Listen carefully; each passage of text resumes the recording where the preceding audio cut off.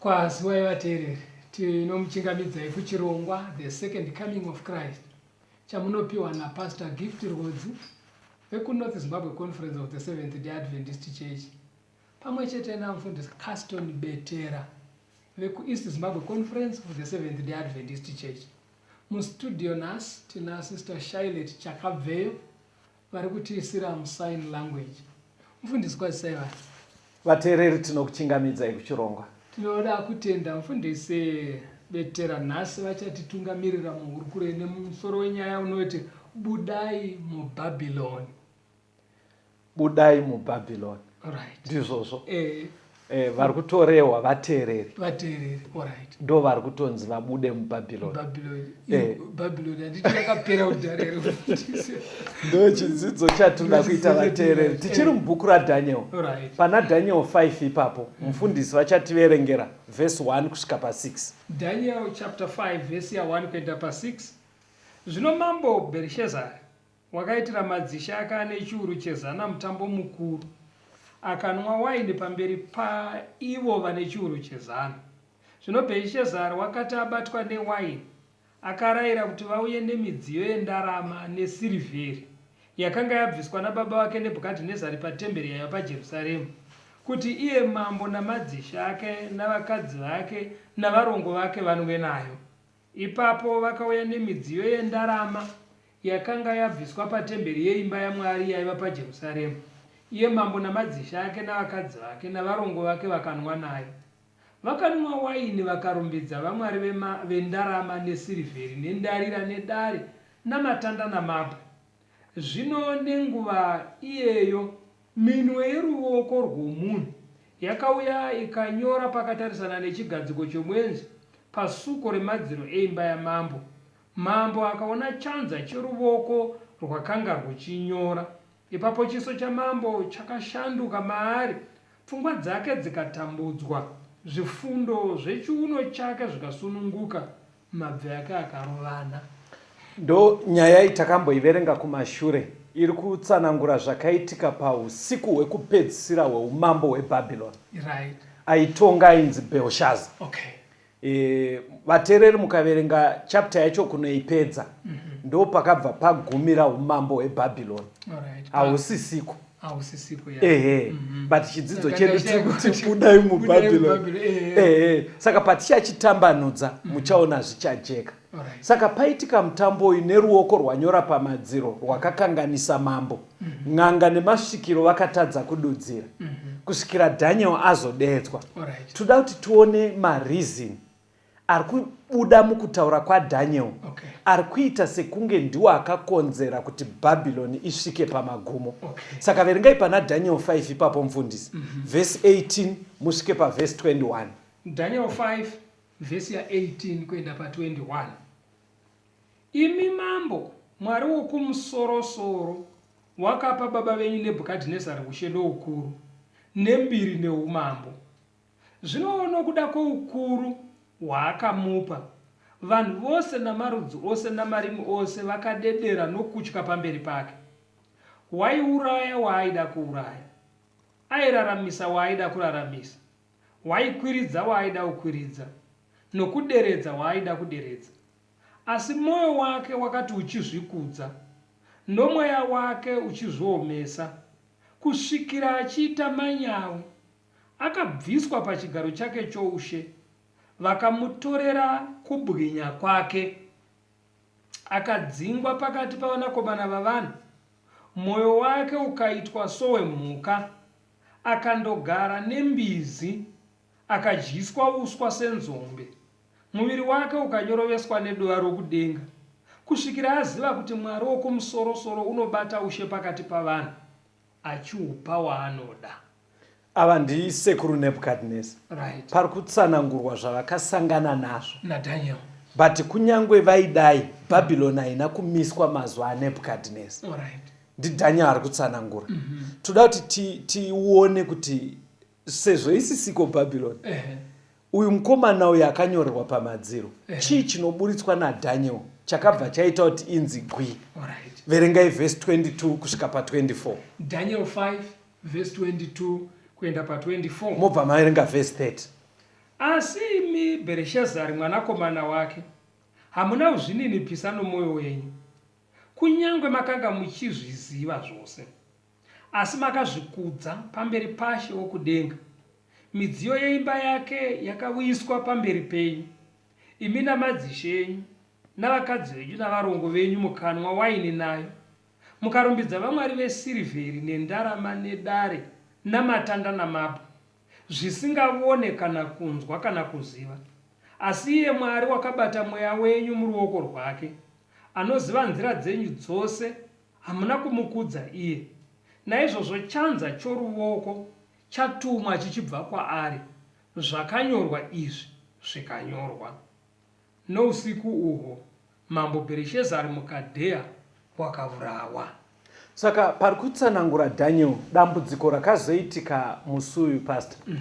Nderekuti sekuchidzisa kwamakaita kuti sekuru nemuzukuru vaita unhu hwakafanana. Right. But uyu mukomana uyu anenge akazopfurikidza mwero pakunotora midziyo yaMwari oisa doro imomo. Right. Midziyo yaishandiswa kunamata Mwari wekudenga. Right. Yoiswa doro raisabvumirwa kupinda mumidziyo iyoyo, raisabvumidzwa ende harinei nekunamatwa kwaMwari. Riri kushandiswa zviri kuita mukomana uyu ari kutora zvitsvene ozanganisa nezvisiri zvitsvene. Alright. Zvinoshandiswa pakunamata Mwari chaiye, zvinoshandiswa pakunamata vamwari vasina kusika. Ari kudhivanisa, ari kuzanganisa zvinowanikwa kunonamatwa Mwari chaiye, obva aisa zvisinei naMwari iyeye, ozvidzanganisa. Pfungwa yacho ndeyekuti zvine basa rei. Kurerutsa Mwari. Saka Daniel ari kutsanangura kuti baba venyu vaigona kutoti wavanoda kuuraya vaiuraya, but hazvinoita kuti Bhabhironi iparadzwe neumhondi hwavo ihwohwo. But imimi manje mapfuurira pakuti izvi zvinoshandiswa kunamata Mwari izvi, munonyanzwa kuti Mwari akasika haadi zvedoro iri. Imi muri kutora doro moisa imomo nepfambi dzenyu mobva manwa kudaro. Saka pfungwa iyoyo ndo yatoda kuteedza mufundisi patiri kuti budai muBhabhironi. Hazvina kungotanga naBhereshazari zvekuti zvitsvene zvaMwari nezvisati zviri, hazvina futi kuguma naye. Vanhu vakawanda vanotozvita kunyange nanhasi. Saka toda kuti tione kuti yambiro iri muchidzidzo chino ichi inoti kudii pamaitiro akadaro. Ndoda kuti muverenge kuna Leviticus 10 verse ya 1 na 2. Leviticus chapter 10 verse 1 na 2. Yes. Zvino Nadhabhi naAbhihu vanakomana vaAroni vakatora mumwe nomumwe hadyana yake yezvinonhuhwira, vakaisamo moto ndokuisa zvinonhuhwira pamusoro pawo, vakauya pamberi paJehovha nomoto usina kutenderwa waasina kurayira. Ipapo moto wakabuda pamberi paJehovha ukavauraya, vakafa pamberi paJehovha. Chandatorera ndimai vateereri, ndoda kuti muone kuti zvakaitirwa Bhereshazari kuti usiku ihwo akabva aurayiwa, ndozviri kuitirwa vakomana ava ive vaprista. Havana kumbopiwa mukanaba. Pavaiita mabasa ravo pari kunzi ipapo vakabva vafa. Chii chakaitwa navakomana ava pasi? Vakomana ava paiitwa zvipiriso patemberi yaMwari, vaprista vaiti kana vagadzika chipiriso pachinopisirwa, Mwari aiburutsa moto otungidza iye, opisa iye. Saka vasingafaniri kuwiwa nemoto wabva kumba unoshandiswa kudziwa nevanhu. Moto waibatidzwa naMwari, wepatemberi. Wanga usiri common fire, waive waMwari. Right. Saka vakomana havana kuteedzera izvozvo zvakanga zvarayirwa kuti hamushandise moto wekumba kuno kutemberi. Ndobva vaine machisawo. Ndobva vakuhwidza moto, saka kuhwidzirwa kanoitwa kumba. Vaisazviziva here? Because ndikunzwa Bhaibheri kutoti vanenge vaiva vaprista. Vaizviziva, ndozvinhu zvavakadzidziswa pavakatanga kupinzwa basa reuprista, vaitozviziva kuti zvitsvene zvaMwari kana zviri paaritari zvinoda moto mutsvene. Uyu wanga wausiri musi wekutanga kuti tingati vaidzidzira uprista ai. But vakangoita pfungwa yekuti zvine basa rei. Nekudhakwa, because vakauya vakadhakwa musi uyu. Alright. Saka vakatora common fire. Ndobva vati ngaishande bedzi muchechi. Mwari wacho anotiita sei. Saka muri kuona kuti ipapo Mwari akabva aacta. Hanzi vakabva vafirapo. Ipapo. Saka zviri kuita kunge zvinonzi Mwari haafarire kuzanganiswa kwezvitsvene nezvisati zviri zvitsvene. Exactly. Mwari ari kuita kunge asingadi, especially pazvinhu zvake zvitsvene. Chaakati chitsvene haadi kuti chitsaudzirwe. That's right. Inzwai mumwe muenzaniso futi. Endai kuna Samueri wechipiri. Chapter 6, verengai kubva verse 1 kusvika pa7. 2 Samuel 6 verse 1 kuenda pa7. Zvino Dhavhidhi wakaunganidzazve varume vose vakanga vatsaurwa vavaIsraeri, vakanga vane zviuru zvina 30. Dhavhidhi akasimuka akaenda navanhu vose vakanga anavo vachibva Bhaari Judha kuti vatorepo areka yaMwari panodanwa zita, iro zita raJehovha wehondo ugere pamusoro pamakerubhi. Vakaisa areka yaMwari pamusoro pengoro itsva, vakaibvisa paimba yaAbhinadhabhi yakanga iri pachikomo. Uza naAhio vanakomana vaAbhinadhabhi vakafambisa ngoro itsva, vakaibvisa paimba yaAbhinadhabhi yakanga iri pachikomo iine areka yaMwari. Ahio akatungamirira areka. Dhavhidhi neimba yose yaIsraeri vakaridza pamberi paJehovha zvinoridzwa zvamarudzi ose, zvomusepuresi nembira nemitengeranwa nengoma namatare anoridzwa namakandira. Zvino vakati vachisvika paburiro raNakoni, Uza ndokutambanudzira ruoko rwake kuareka yaMwari, akaibata nokuti nzombe dzakanga dzogomborwa. Kutsamwa kwaJehovha kukamukira Uza, Mwari akamuuraya ipapo nemhaka yokutadza kwake, iye akafirapo paareka yaMwari. Mwari anoratidza kuti pazvinhu zvaakarayira kaitirwo kacho. Inyaya Uzai vaenda kunotora areka. Maive nechiareka? Muareka ndo maigara mitemo ine 10 yaMwari. Saka ndo painzi panogara presence yaMwari. That's right. Saka hameno kwazvaichengetwa nemuprista anzi ainzi Abhinadhabhi. Ipa yakabva kuvaFiristia yakanga yambogumira kumba kwaAbhinadhabhi. Saka yakutorwa kubva ikoko yako. Ndokwainovakomana here ava Uza? Ndo vana vaAbhinadhabhi ka. Vana saka ndo vaiichengeta nababa wavo ikoko. Saka hanzi musi wekuti ichiendwa naye kwayaendwa naye, hanzi mombe dzinenge ngoro yakarova chigutswa. Ndobva bhokisi remitemo raita kunge raakudonha. Uza ndobva abata kuti risadonhe. Hanzi akabva afira ipapo. Raifanira kumbobatwa sei? Verengai munzwe kuna Numbers chapter 4. Numbers chapter 4 verse 4 to 6 neverse 15. Verse ya 4 kuenda pa6. Ndiro basa ravanakomana vaKohati mutende rokusongana pazvinhu zvitsvene-tsvene. Kana ungano ichisimuka, Aroni unofanira kupinda nevanakomana vake vagobvisa chidzitiro ndokufukidza areka yechipupuriro nacho. Zvino vanofanira kuisa pamusoro pazvo chokufukidzira chamatebwe amatene ndokuwarira pamusoro pazvo mucheka mutema wose. Zvino ndokupinza matanda okutakura nawo. 15. Zvino kana Aroni navanakomana vake vapedza kufukidza imba tsvene nenhumbi dzose dzeimba tsvene, kana ungano ichida kusimuka, zvino vanakomana vaKohati vanofanira kuuya kuitakura asi ngavarege kubata zvinhu zvitsvene kuti varege kufa. Zvinhu izvi ndizvo zvinofanira kutakurwa navanakomana vaKohati patende rokusongana. Saka vaisatenderwa kubata bhokisi rine maoko. Vanga vasingaribate nemaoko. Vaiti kana vachifamba raifanira kutanga rafukidzwa, poita mapango aipinzwa pabhokisi, vobva vasimudza voenda. Mumwe wobata kubango uko nekubango uko, mumwe uko umwe uko, iro riri pakati, voenda naro. But panapa tiri kuona ranga ragadzirwa ngoro, zvazokonzera njodzi yekuti ritonge raakudonha. Uyu ndobva abata futi nemaoko zviri kurambidzwa, abva afirapo.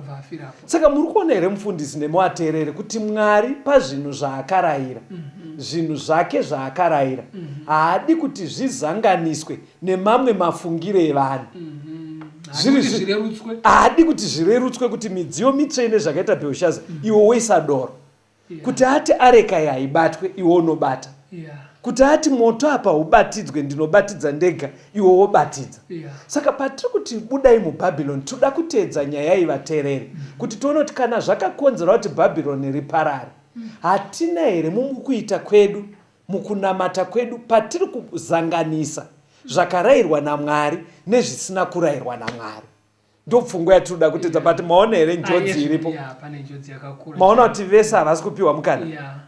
Bhelshaza usiku ihwohwo, Abihu ipapo, Uza ipapo. Saka Mwari anokoshesa zvitsvene zvake zvaakatsaura, akarayira, anokoshesa akadaro. Because unoziva kuti Loti akazonosvika kugomo yatoo tsvimborume. Lotika angonzi usacheuke. Saka pfungwa imwe ichatogadzirika nechidzidzo chinechi kune vachanyatsoteerera zvakanaka, ndeyekuti panotaura Mwari pasaite pfungwa yekuti ako zvine basa rei kwese kunamata. Bona ndopfungwa yaive naAbhihu, yekuti ko moto wacho une basa rei, unga uyu unopisa wani. Hani mazona manjeka, pfungwa iyoyo haidiwe, yekuti Mwari ati takurai nemapango, iwoti chinongodiwa kutakura kongoro yakaipei. Saka mukunamata hatifanire kurerutsa zvakarayirwa naMwari. Tombonzwa kambo kamfundisi. All right.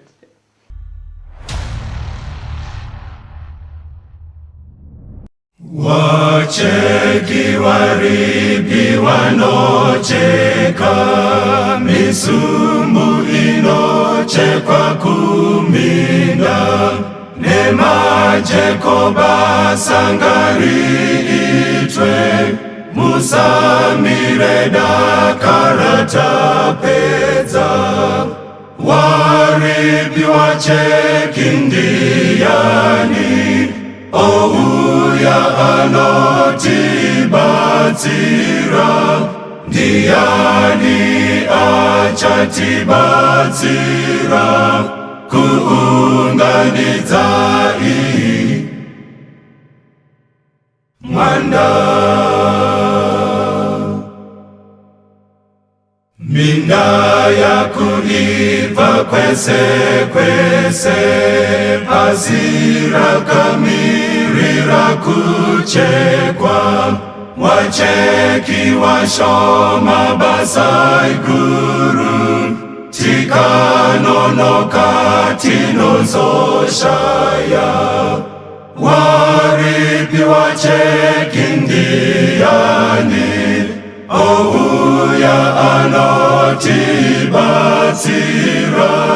ndiani achatibatsira kuunganidza iyi mwanda. Wanawe wanuunzai majeko, muunganidze mbesa dzatenzi, batanyi dakara tenza uye, muzopiwa rufaro kudenga. Waribi wacheki ndiyani, ouya anotibatsira, ndiani achatibatsira kuunganidza iyi mwanda. Waribi wacheki ndiyani, ouya anotibatsira, ndiani achatibatsira kuunganidza iyi mwanda.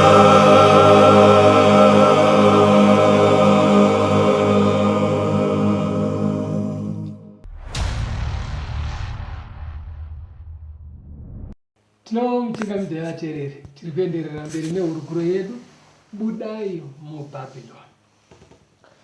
Muchikamu chapfuura taona kuti zvakaitwa naBheoshaza zvekunwira waini mumidziyo mitsvene yaMwari, pfungwa iyoyo yekuzanganisa yekuti zvine basa rei irimo futi mukati meBhaibheri, yekuti panonamata vanhu panomboita imwe pfungwa yekuti chero tanamata vanhu vosiya zvakarayirwa naMwari.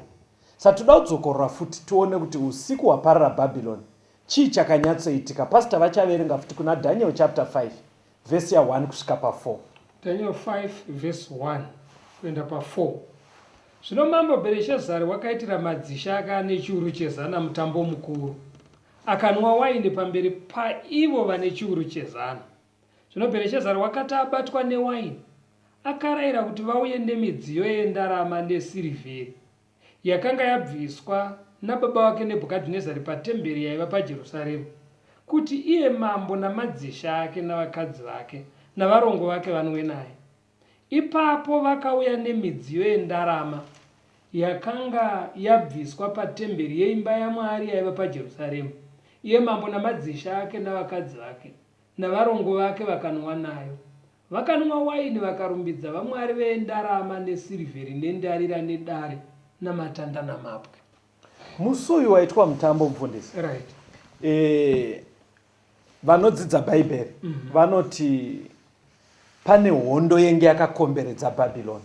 Right. Hondo yevaMedhia navaPezhia. Vakabva vazovakunda. Vaitova kunze. Vatone nguva vakakomba. Right. Saka pati payaitwa bira iyi.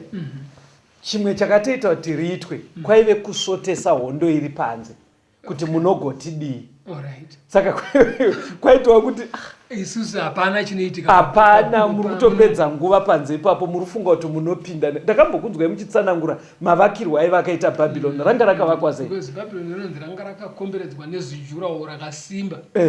Ende zijurawo raisvopfuura nepamusoro perwizi Euphrates River. Right. Rwaiyerera shisha nechirimo. Rwaisapwa.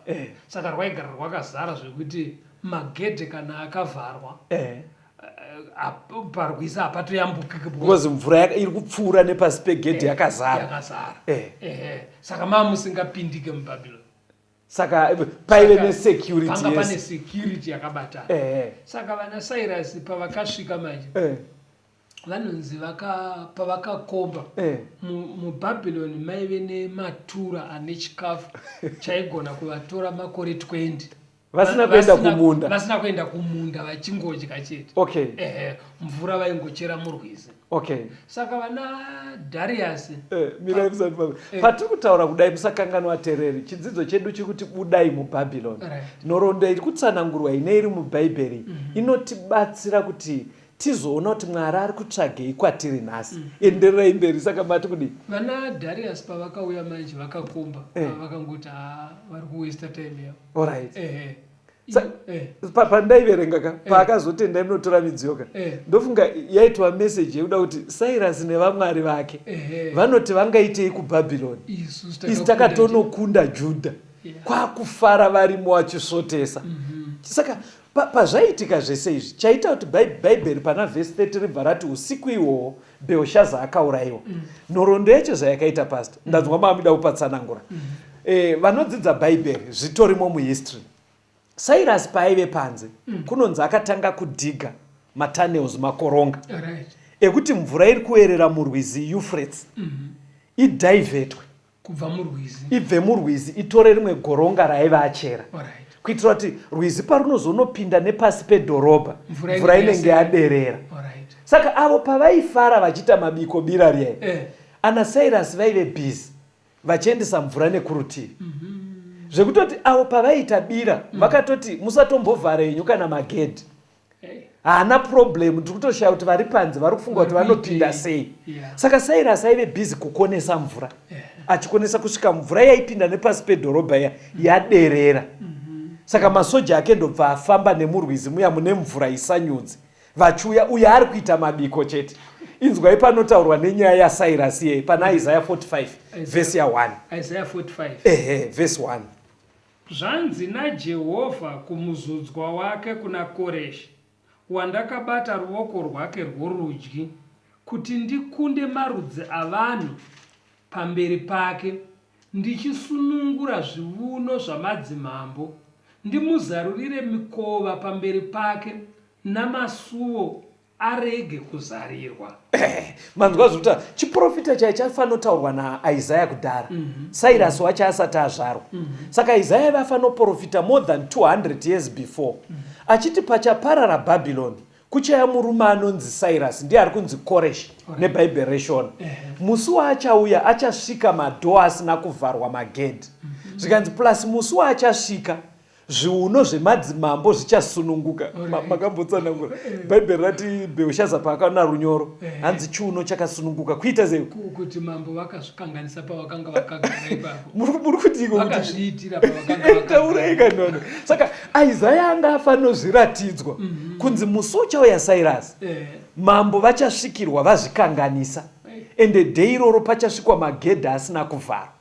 Saka ndo zvakabva zvaitika usiku uyu Cyrus achipinda kwakutoshemisika havana kuvhara chii nekuti vaive so complacent kuti Babylon harina zvarinoitwa. Hani mazvonaka iyo pfungwa yekufunga kuti zvitori right tinogonzii ndo yenge ina Bhelshaza. But usiku ihwo kunonzi Koreshi akapinda vakabva vamudimbura vakamuuraya Bhelshaza akabva afa. Ndoda kuti mudzoke ivhesi ya29 na 30 yaDaniel 5 ingoiverengai tione kuti usiku wakapinda Koreshi ndizvo here zvakabva zvaitika. Daniel 5 verse 29 na 30. verse 29. Ipapo Bhereshazari akarayira vakafukidza Dhanieri nguo tsvuku, vakamushongedza muketani gwendarama pamutsipa wake, akaparidza pamusoro pake kuti ave mubati wechitatu paushe hwake.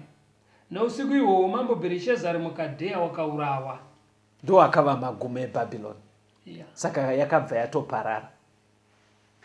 Saka zvese zviya zvamakambotidzidzisa pastor zvekuti vaida n'anga vachidi apa hazvinagona kuvabatsira.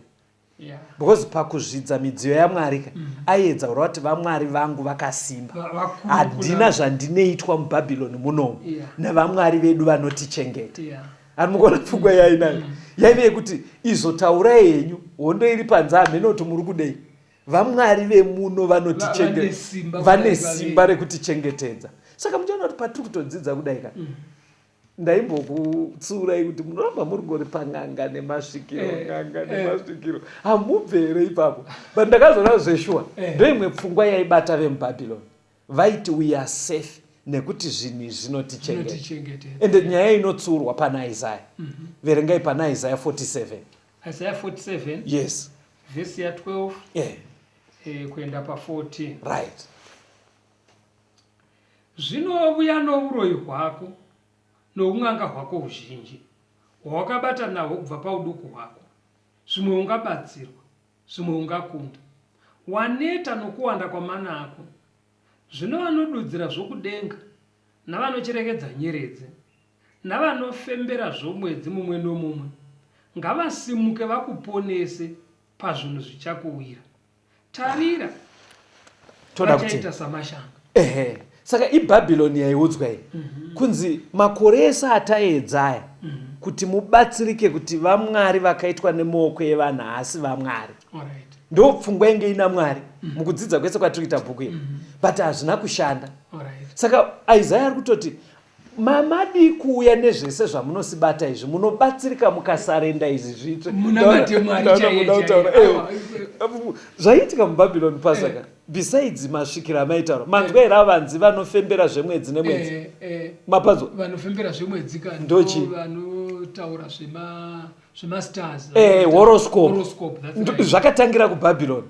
Ndo zvavaivimba nazvo zviya zvekuti munhu ainocherechedza pakalenda obva atasa kalenda kuti star yake iri kuti webva yamuudza kuti mwedzi uno zvinhu zvichaita zvakanaka, uchambosuva asi wozoita mari. Ndo yaive tsika yemubhabhironi, ende ndo zvaaivimba nazvo kuti bhabhironi haina zvainoitwa.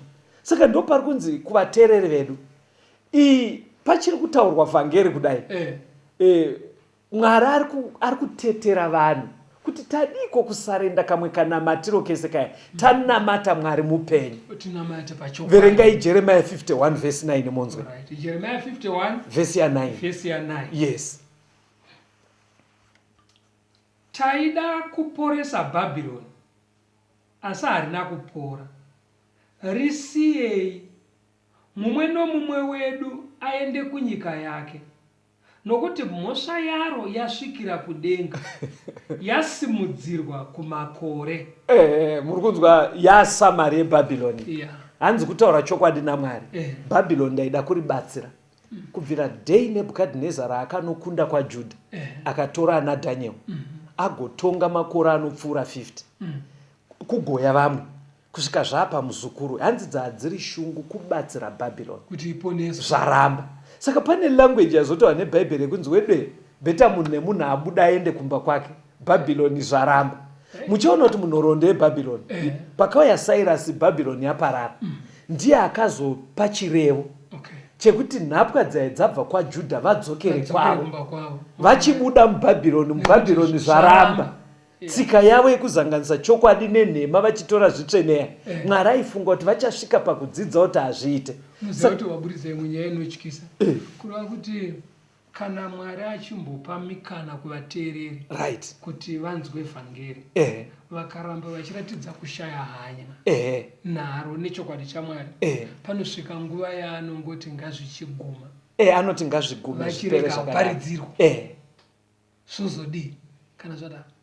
Ndo nyaya tiri kutaura the second coming of Christ. Kune kwakuzongomira kutasana nehasha dzaMwari pano yaKristu. Pakaipa vateereri. Kana tichipuhwa mikana naMwari vateereri, ngatiishandisei. Nekuti kana Mwari akazosvika pakuramwa sezvaakaita kuBhabhironi, kuti umwe nemumwe watabeta tumira kunobatsira Bhabhironi kuti iponese ndachidzokera kwake, iwe usare wakadaro, panosara munhu raadongo. Saka Bhabhironi raive zano raMwari, aida kutoti rigadzirike.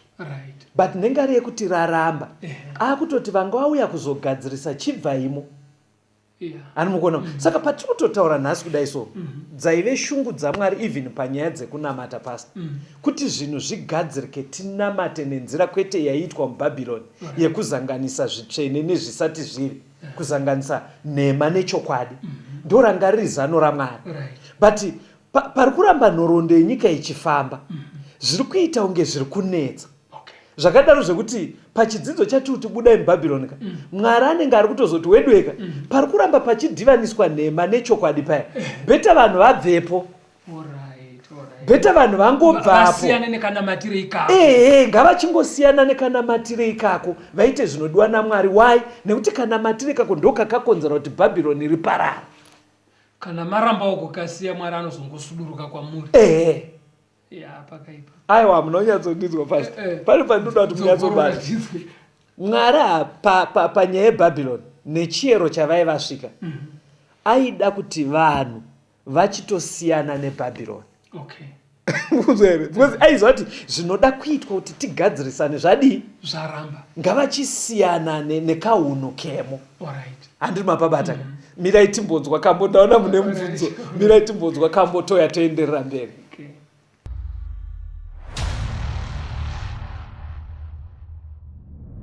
Tiri wana wa mambo, wa mambo, wa mambo. Tiri wana wa mambo, to imba parendo. Jesu mutungamiri, isu hatichazotyi, titerere kwa ari, to imba parendo.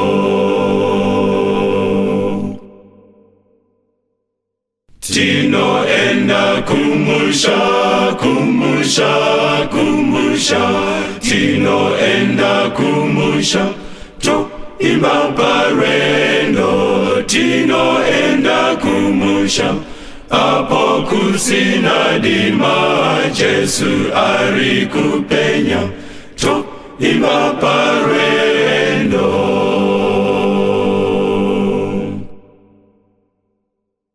Ngerufaro toenda, toenda, toenda. Ngerufaro toenda, toimba parwendo. Hatiregi kuimba, moyo iri kushinga, dakara tinosvika, toimba parwendo.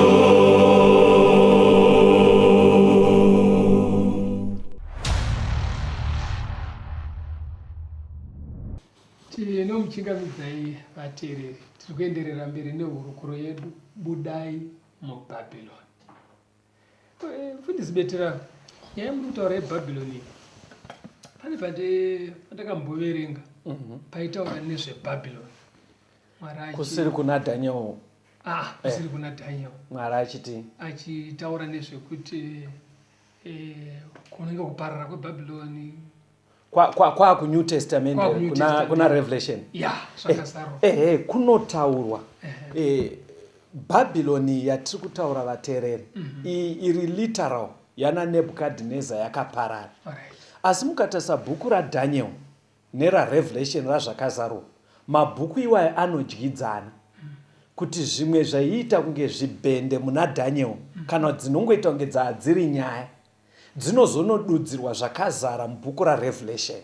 Seiyo nyaya yeBhabhironi pari kubvunza mufundisi, unonzwa kuna zvakazarwa inotaurwa, chinenge chaachimiro chiri kuwanikwa panyika chekuti pakuitwa panyaya dzekunamata panenge pachizanganiswa chokwadi nenhema. Chimiro ichocho unoona chinodzokorwa mubhuku razvakazarwa. Ndaona muda kutaura ndo iri pana zvakazarwa 14. Verengai tinzwe imimi kuti mamuda kuverenga chi. Inini ndichazoita kuti muverenge kuna zvakazarwa 18.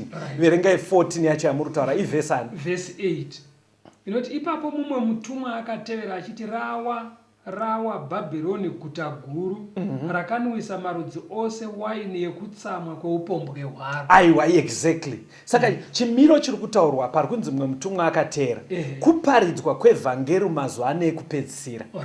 Pari kunzi Bhabhironi rakanwisa waini. Ndo zvandataura vateereri zviyai kuti bhuku razvakazarwa rinonokora kubva mubhuku raDaniel.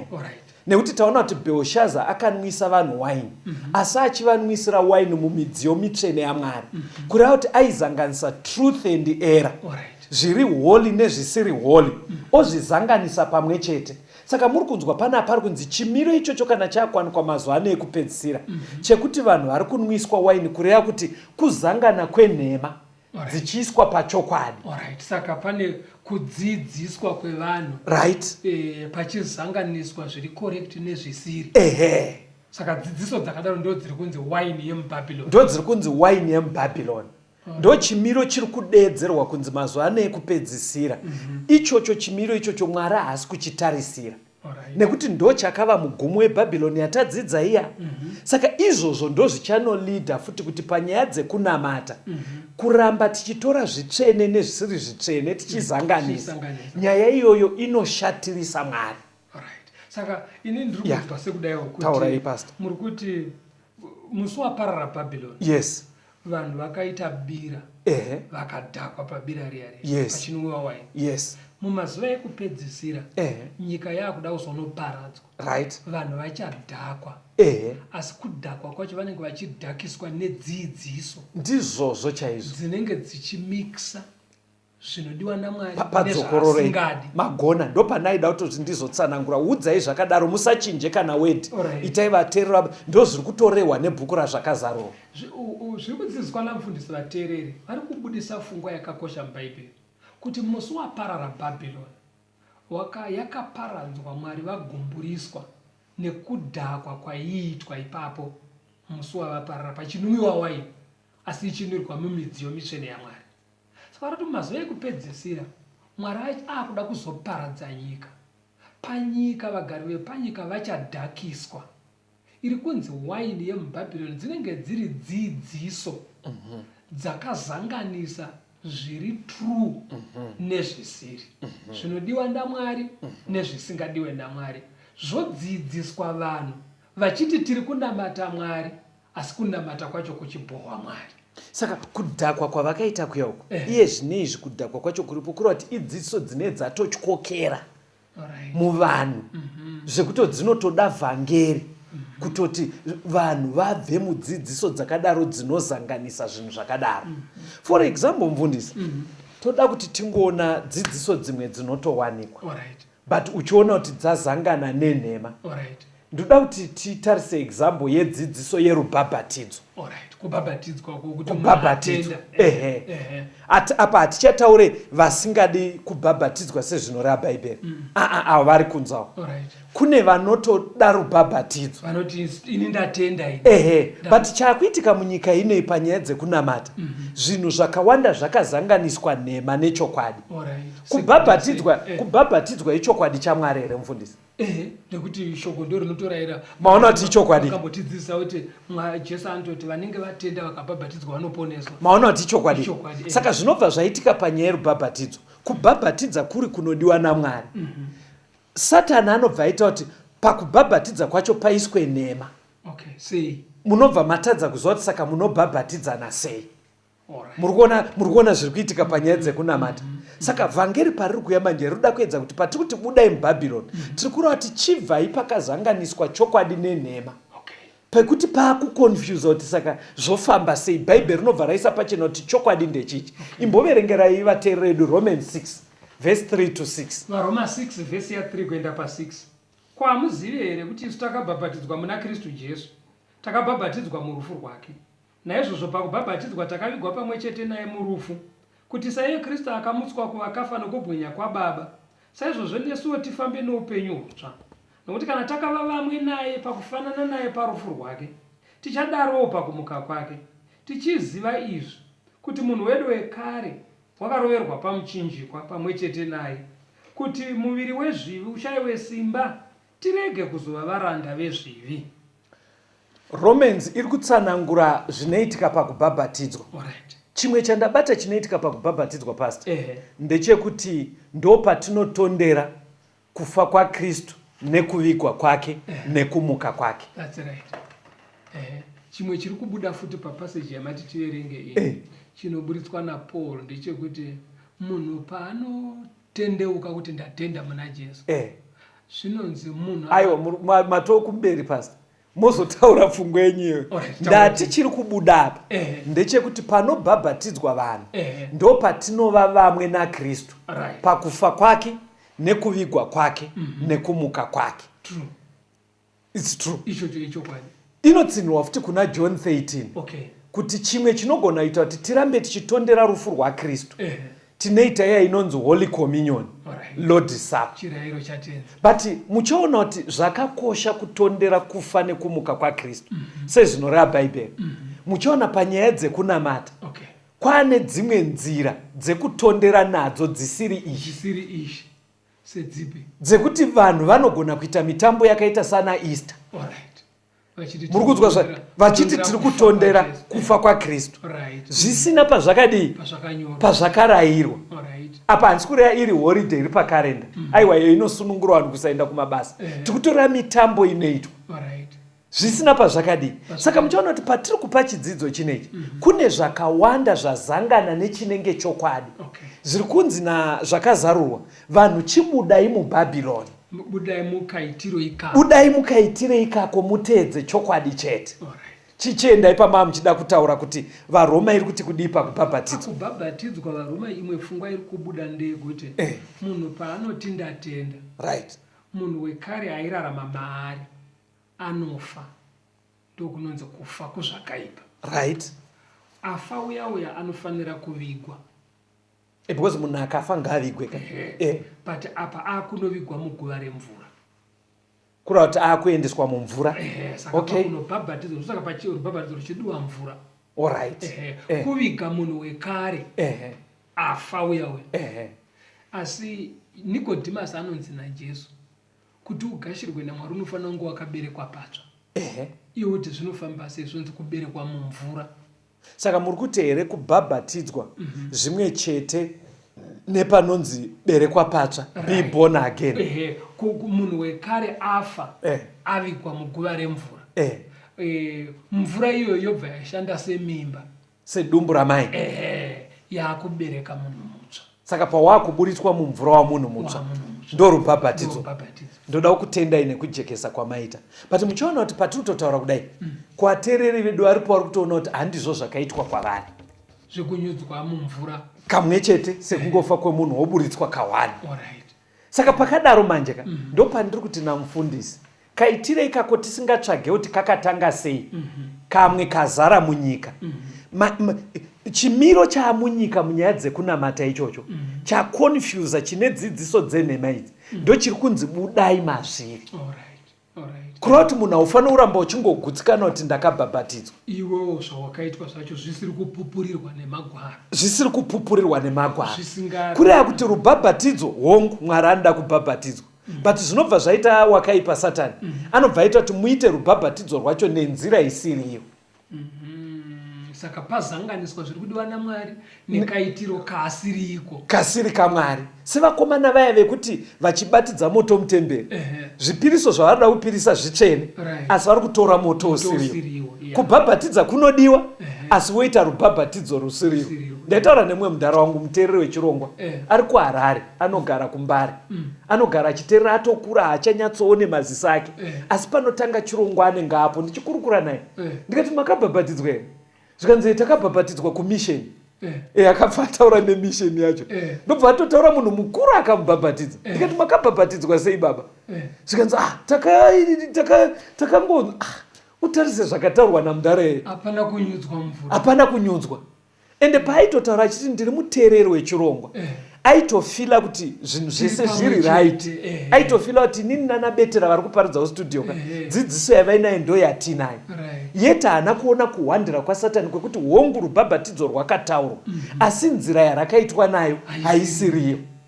Saka rubhabhatidzo rwechokwadi vateereri, munhu unotenda muna Kristu otendeuka.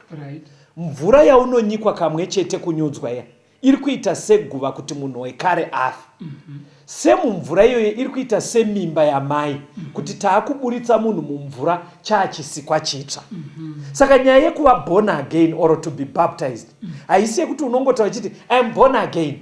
Haisi statement inongopronounced yekuti ndiri kuno kustudio ndongoti iti I am born again wobva wati I am born again. Zvinotooneka zvoitwa nenzira yakanaka. Pamwe futi mufundisi patingangoti pane waini yeBhabhironi munomboonera kuti vanhu vanouya kuchechi Mwari anoda kuti vanhu vauye kuchechi but unoona vachienda futi kun'anga. Muri kuona kuzanganiswa kwazvo zvese zvinenge zvakazanganiswa. Vanhu vanouya kuchechi kuri kunzi neBhaibheri munhu afafa unogona kuona vachinamatira vakafa. Ndo zvinobvunzwa pana Isaiah 8. Right, mubata Isaiah 8 pa 19. Inoti kudii? Inoti iyo zvino kana vachiti kwamuri bvunzai masvikiro nevavuki vanorira nekuita zeve. Right. Ko vanhu havafaniri kuvhunza Mwari wavo here? Ko vanofanira kuvhunza vakafa pamusoro pavapenyu here? Ani muri kuona iri kubuda pachena. Saka muchiona kuti chimiro ichocho chekuti uri kuti zvaMwari ndiri kuita Mwari ari kuti munhu atofa but uchiita zvaMwari kudaro woenda futi kumasvikiro wonamatira futi vakafa. Muri kuona chimiro chacho ichocho kuzanganisa nhema nechokwadi. Zototozwa kuti Mwari nevadzimu vandirwira. Ani mazvona ndozvikunzi budai chimiro chakadaro. Chimwe futi chandoda kuti muverenge muone panozanganiswa zvinhu. Verenga Ezekiel 22. Ezekiel 22 verse 25 kusvika pa 26. Pa 25 na 26. Iri kuti kudii? Vaprofita vaye vakaita rangano mukati mayo seshumba inoomba ichibvanzura chayabata. Saizvozvo vakapedza mweya yevanhu vakatora pfuma nezvinokosha vakawanza shirikadzi mukati mayo. Vaprista vaye vakaparadza murayiro wangu vakamhura zvinhu zvangu zvitsvene.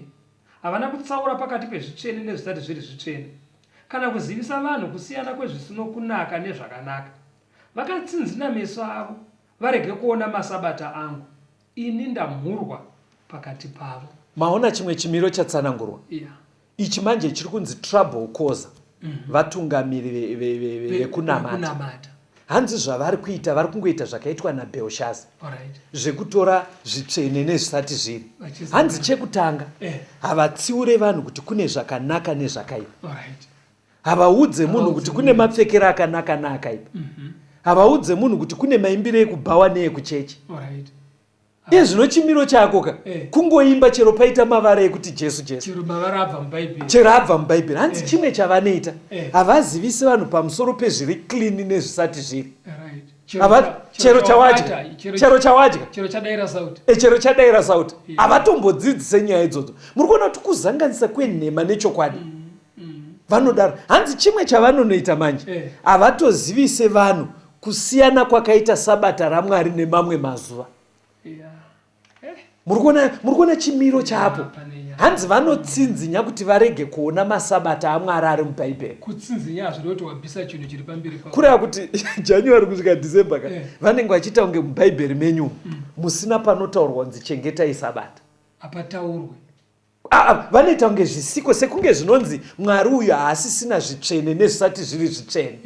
Saka ndopari kunzi chimiro icho manje chakakonzerwa nana Belshazzar. Vatenda havo vanonzwa vhangeri ngavabude pachiri. Hanzi vanotsinzinya kuti vaite kunge vasingaone masabata aMwari. Saka pari kunzi naMwari budai muBhabhironi. Right. Ndo pana zvakazarurwa 18 yamama muchitaura. Inini ndo randandinaro iroro ndogona kukuverengera iroro pastor. Imi mamwe mazataura izvi zvakazarurwa 18 vhesi ya 1 to 4 vateereri. Inzwai zvainotaura panapa.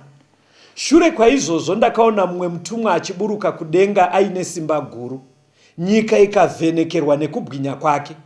Akadaidzira nenzwi guru achiti, rawa rawa Bhabhironi guta guru, yava nzvimbo munogara mweya yakaipa, nenhare yemweya yese yetsvina, nenhare yeshiri dzose dzine tsvina dzinovengwa, nekuti marudzi ose akanwa waini yekutsamwa kweupombwe hwaro, nemadzimambo enyika akaita upombwe naro, nevatengesi venyika vakafuma nesimba rekuzvirasha kwaro.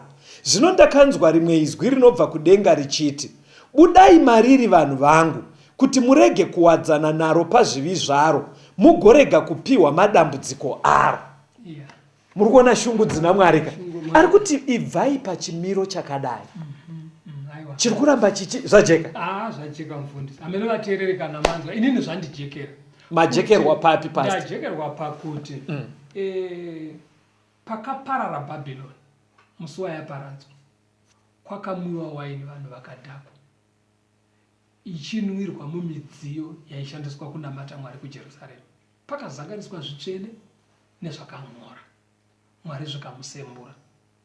Mumazuva ekupedzisira pachaparadzwa nyika inoyi, hanzi vanhu vachadhakiswa nedzidziso manje, dzinozanganisa chokwadi chaMwari, Mwari wechokwadi, kana matirwo kanofanira kuitwa, nezvisati zviri chokwadi, zvimwe zvaanotovenga. Kusanganiswa kwedzidziso idzodzi ndokuri kunzi kunumwiswa kwemarudzi waini yemuBhabhironi. Saka chimiro chekuti vanhu vanonamata Mwari vachizanganisa zvaanoda nezvaasingadi ndo chiri kunzi kuwa kweBhabhironi.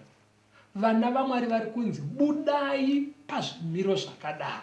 Tinobuda sei? Tofanira kuverenga shoko prayerfully, tichitsvaka chokwadi chaMwari. Kana Mwari ataura atiisira pachena, tosuduruka pamanamatiro asiri iwo, toenda pachokwadi. Mwari ngaamuitirei zvakanaka. Mangwana vateereri, mangwana kuseni program yedu manheru iriko 5:30 to 6:30 paTV, 9 manheru kusvika 10 manheru paRadio Zimbabwe. Asi mangwana kuseni nenguva dza9 makuseni tiri kusangana nemi vateereri paDavid Livingstone Primary School muHarare. Uko kuna 8th painonobatana nerodhi inonzi Selu. Ikokoko tine takaungana ipapo. Ndo mukana watuda kushandisa kuti timboonana nemi vateereri. Ndo mukana watuda kushandisa kuti kune vamwe vakatoita sarudzo dzekuti vanoda kubhabhatidzwa. Ndo mukana wazvichaitwa. Kuita vamwe vari kuti ndoda kumboonawo kuti kubhabhatidzwa kwechokwadi kunoitwa sei. Vamwe vari kungoti tudo kumboonana. Unogona kuva uchigara nharaunda yeHarare kana uchitobva kure asi uchikwanisa kuuya. Ngatisanganei paprogramu iyoyo mangwana nenguva dza9 AM. Onekai vateereri vedu mufundisi. Tinotenda vateereri, nhare dzedu vanoda kubvunza mibvunzo, vane zvavanoda kukomuniketa kwatiri 0775 460 175. 0775 460 175 kana kuti 0716 452 086 0716 452 086. Parave nemi tikosangana muchikamu chinotera. Konandere